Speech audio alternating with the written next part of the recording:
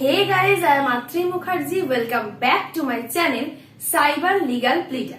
Today I am going to discuss about a completely new topic, that is introduction of law of torts.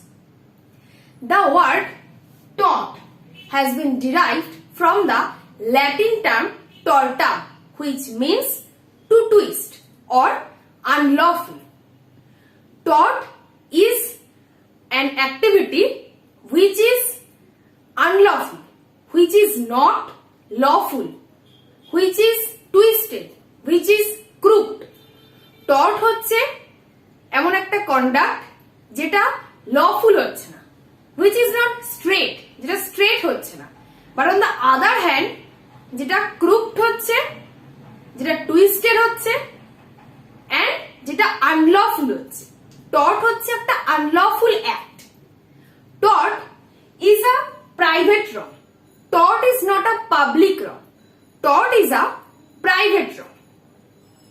So there are many laws in which there are sections, articles, rules, regulations, etc. But tort law is not a codified law. That means tort law is the only law in which there are no sections, no codes, no rules, no regulations, etc. Tort law হচ্ছে এমন একটা ল যেখানে কোনো rules, regulations, codes, স্ট্যাটুটস কিচ্ছু নেই. Tort ল হচ্ছে এমনই একটা ল.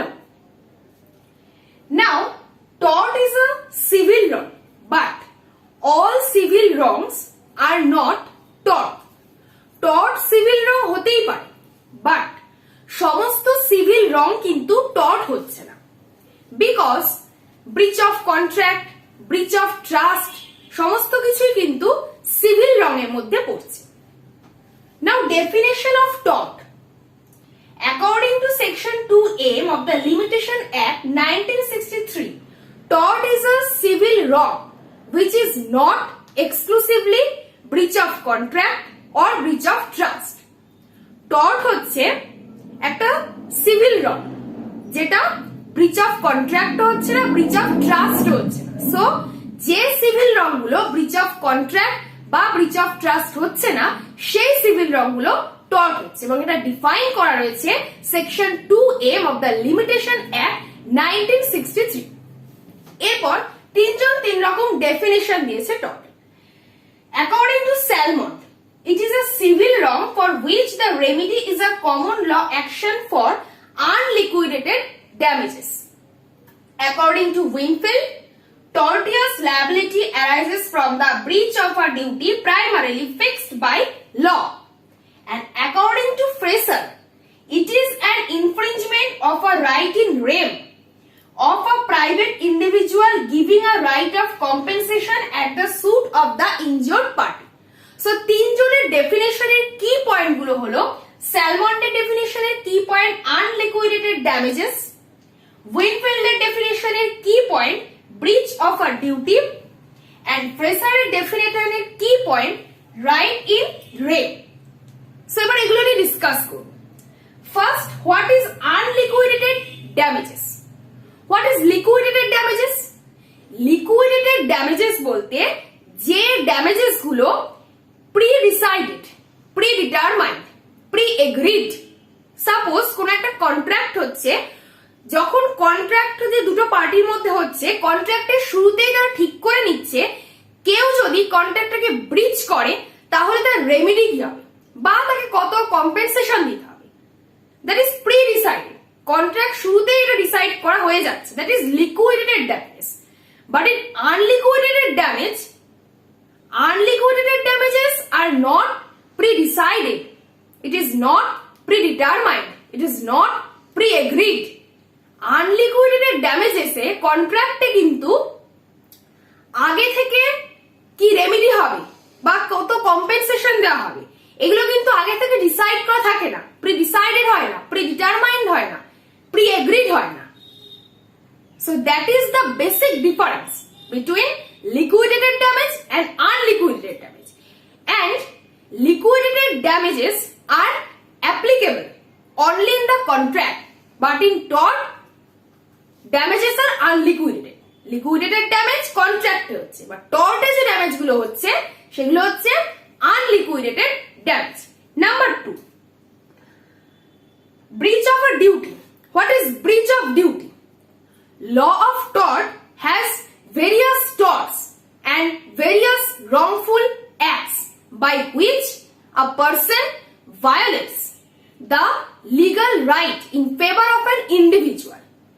টর্টে ভেরিয়াস টর্টস রয়েছে, ভেরিয়াস রংফুল অ্যাক্টস রয়েছে, যে রংফুল অ্যাক্টের জন্য কিন্তু কোন একজন পারসন অন্য একজন পারসনের লিগাল রাইট কে ভায়োলেট করছে। What is wrongful act?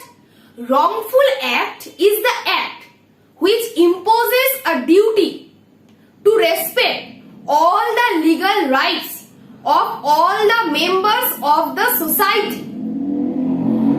But if any person infringes or violates or breaches his duty or is making breach of duty, then he commits the wrongful act and he is a wrongdoer.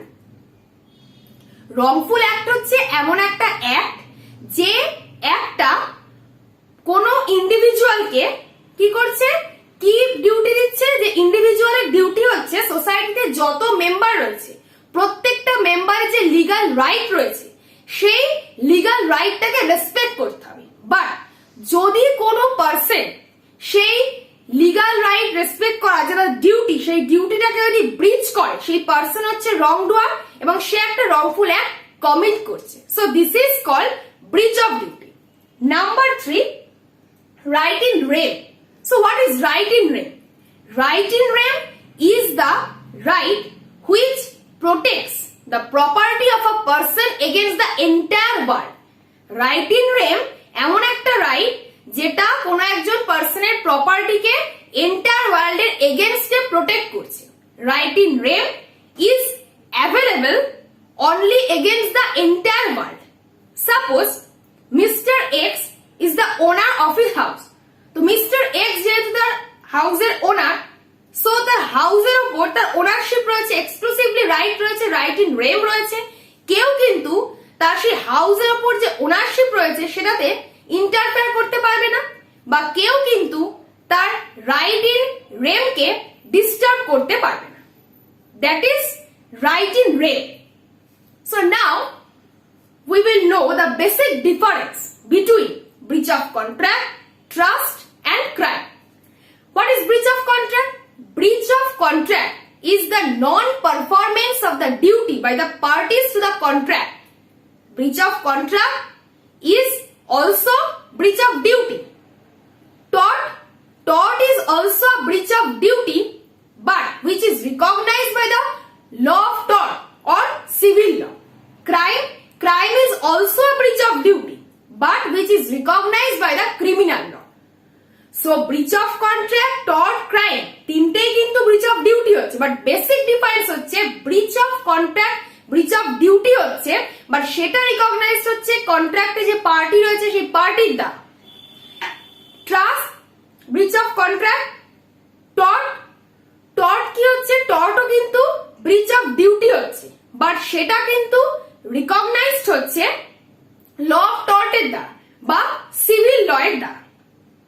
R crime সেটাও কিন্তু ব্রিচ of duty হচ্ছে but সেটা কিন্তু recognised হচ্ছে criminal law এর দ্বারা। That is the basic difference between breach of contract, tort and crime. Now the types of tort. Number 1, intentional and number 2, negligence. Intentional যেটা ইচ্ছাকৃতভাবে করা হচ্ছে, that is trespass. Suppose Mr. X একটা swimming pool বানিয়ে রেখেছে, Mr. Y Mr. X এর permission ছাড়া, without the permission of Mr. X, সে মানে Mr. Y Mr. X এর সুইমিং পুলটা ইউজ করেছে। সো এখানে Mr. X এর কিন্তু কোনো বড় সড়ো ক্ষতি হচ্ছে না, বাট Mr. X এর যে রাইট টু প্রাইভেসি রয়েছে সেটা কিন্তু হ্যাম্পার হচ্ছে কার দ্বারা, Mr. Y এর দ্বারা। And Mr. Y এটা ইন্টেনশনালি করছে। That is number 1. And number 2, negligence. Suppose কোন একটা ট্রেন অ্যাক্সিডেন্ট হলো, ট্রেন অ্যাক্সিডেন্টের ফলে সেই ট্রেনে যত প্যাসেঞ্জার ছিল তার মধ্যে 10 জন প্যাসেঞ্জার ইনজিওর্ড হলো, বাট ট্রেন ড্রাইভার তো আর ইন্টেনশনালি অ্যাক্সিডেন্ট ঘটায়নি, অ্যাক্সিডেন্টটা হয়ে গেছে। ইন্টেনশনাল হোক বা আনইন্টেনশনাল হোক, সে তো কোনো একটা রংফুল অ্যাক্ট কমিট করেছে ড্রাইভার, সো সেটা কিন্তু নেগলিজেন্সের আন্ডারে পড়ছে।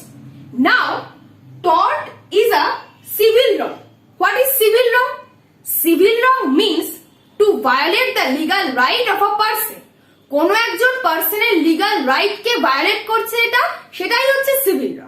So tort belongs to the category of civil law. tort civil law এর ক্যাটাগরিতে পড়ছে। The nature of civil law is different from the criminal law. So what is the basic difference between civil law and criminal law? Civil law এর ক্ষেত্রে প্লেন্টিভ যে case করছে, dependent যার এগেইনস্টে case করা হচ্ছে, তো প্লেন্টিভ ডিপেন্ডেন্টের এগেইনস্টে কোন একটা সিভিল স্যুট ফাইল করছে। আর ক্রিমিনাল ল এ কি হচ্ছে? ক্রিমিনাল ল এর ক্ষেত্রে কমপ্লেইন্ট ফাইল করা হচ্ছে অ্যাকিউজ পারসনের এগেইনস্টে and it is brought by the state. Civil law এ কি হচ্ছে? সিভিল ল এ রেমেডি হচ্ছে ড্যামেজেস, কম্পেনসেশন। ক্রিমিনাল ল এর রেমেডি কি হচ্ছে? ডেথ পেনাল্টি হতে পারে, ফাইন হতে পারে, ইমপ্রিজনমেন্ট হতে পারে, সো যে কোনো রকমের পানিশমেন্ট।